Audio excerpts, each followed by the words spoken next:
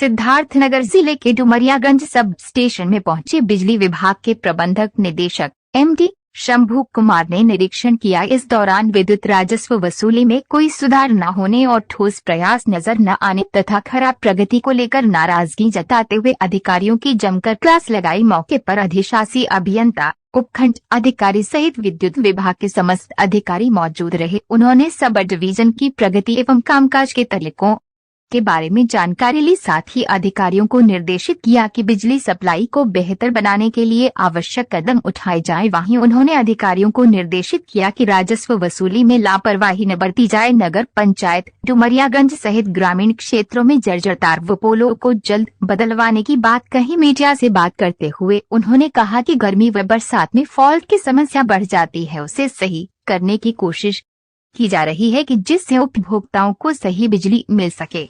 अधिकारियों को निर्देशित किया गया है कि बिजली बिलिंग हर महीने कराई जाए, जिससे राजस्व वसूली आसानी से हो सके, जिसको लेकर समीक्षा भी की गई है। राजस्व वसूली बहुत कम हो रही है। पूरे डिवीजन का 11 करोड़ का लक्ष्य, जहां केवल 3 करोड़ ही वसूल पा रहे हैं, जो बहुत ही कम है। अभी कुछ जगहों पर बिजली की लाइन जर्जर हालत में है। इसके लिए सरकार ने RDSS स्कीम चलाया हुआ है, उसमें सर्वे कर लिया गया है। एजेंसी भी फिक्स हो गई है जो इस काम को करेगी, जिस पर काम भी शुरू हो गया है। हमारा प्रयास है कि सर्वे में जहां भी जर्जर तार व पोल पाए गए हैं उसे जल्द से जल्द बदला जाए। उसके लिए सरकार ने पर्याप्त धनराशि की व्यवस्था भी की है। सिद्धार्थनगर से हमारे संवाददाता RK विश्वकर्मा। बरसात का समय है और गर्मी भी काफ़ी इस बार पड़ी थी, तो बरसात और गर्मी के समय जो हमारी सप्लाई की व्यवस्था रहती है उसमें फॉल्ट की संख्या बढ़ जाती है और उसको हम कोशिश करते हैं कि जल्दी से जल्दी वो अटेंड हो और हमारे उपभोक्ताओं को बिजली संबंधी समस्या ज़्यादा ना झेलना पड़े।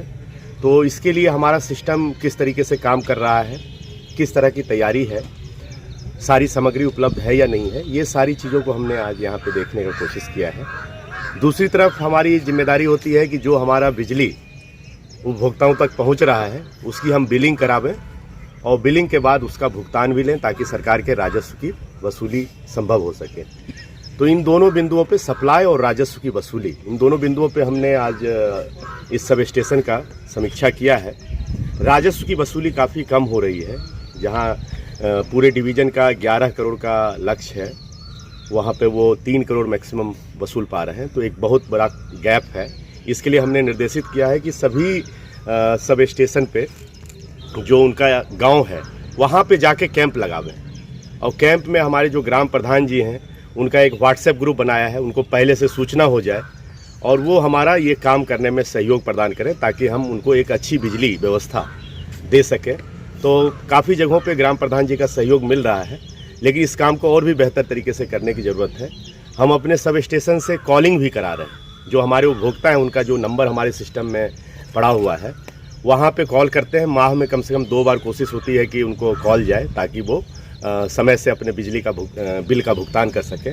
तो ये सारी कोशिश की जा रही है और जहाँ पे बार बार कहने के बाद अगर बिजली के बिल का भुगतान नहीं होता है तो वहाँ पे हम डिसकनेक्शन भी करते हैं, बिजली का लाइन काट देते हैं, ताकि वो बिजली का भुगतान करें तो हम उनका लाइन बहाल कर दें। तो ये सारी चीज़ें चल रही हैं और जो काम अभी चल रहा है उसमें काफ़ी सुधार की आवश्यकता है, इसका निर्देश हमने दिया है। सर, डुमरियागंज नगर पंचायत सहित ग्रामीण क्षेत्रों में सबसे बड़ी शिकायत है जो पुराने ढर्रे पे चल रही थी बिजली विभाग, अभी भी बहुत से जर्जर पोल, जर्जर ताल हैं, उसे बदला नहीं गया है। जब इस बारे में ग्रामीण विभाग से शिकायत करते तो कहते बदला जाएगा, सामान उपलब्ध नहीं। आखिर इस समय से कार्रवाई क्यों नहीं, तो बदला क्यों नहीं जाता है? देखिए, अभी जो हमारी बिजली की लाइन है उसमें कुछ जगहों पे जर्जर हालत में है। उसके लिए अभी सरकार ने एक RDSS स्कीम, रिवैम्प स्कीम चलाया हुआ है। उसमें सर्वे कर लिया गया है, हमारा सारा जगह पे सर्वे हो गया है। जहाँ जहाँ जर्जर लाइन है, 11 kV की लाइन है या 33 kV की लाइन है या LT लाइन है, इन सारे लाइनों का सर्वे हो गया है। हमारी एजेंसी भी फिक्स हो गई है जो इस काम को करेगी, और उस पर काम भी शुरू हो गया है। हम लोग कोशिश करेंगे कि उस पर तेज़ी से काम हो और जो जर्जर तार जहाँ जहाँ सर्वे में पाए गए हैं उन सबको बदल दिया जाए। उसके लिए सरकार ने पर्याप्त धनराशि की व्यवस्था की है और उस योजना को जल्दी से हम लोग इम्प्लीमेंट करा के ये जो समस्या आपने बताया है उसका निदान हो जाएगा। लोकल फॉल्ट जो है सही करने में विभाग को जो है 5 से 7 दिन लग जा रहे हैं। अभी यहीं एक महोदय हल्लोर से आए हुए थे, वो जो है 1 हफ्ते से घूम रहे हैं, कह रहे हैं कि जो है 3 नंबर फीडर से जो है सप्लाई पूरी बाधित है हल्लोर की, और वो जो है कल भी एप्लीकेशन दे के गए थे, मतलब 1 हफ्ते से दौड़ रहे हैं। तो ये सिस्टम जो है कैसे? देखिए, हम लोग जो भी फॉल्ट आता है उसको एक कंट्रोल रूम, डिस्ट्रिक्ट में हमारा कंट्रोल रूम है, डिस्कॉम में भी कंट्रोल रूम है, एक 1912 की हेल्पलाइन हमारी चलती है, उस पर कोई भी उपभोक्ता अपना शिकायत दर्ज करा सकता है और एक निर्धारित समय सीमा के अंतर्गत उन सारे दर्ज शिकायतों का हम समाधान कराते हैं।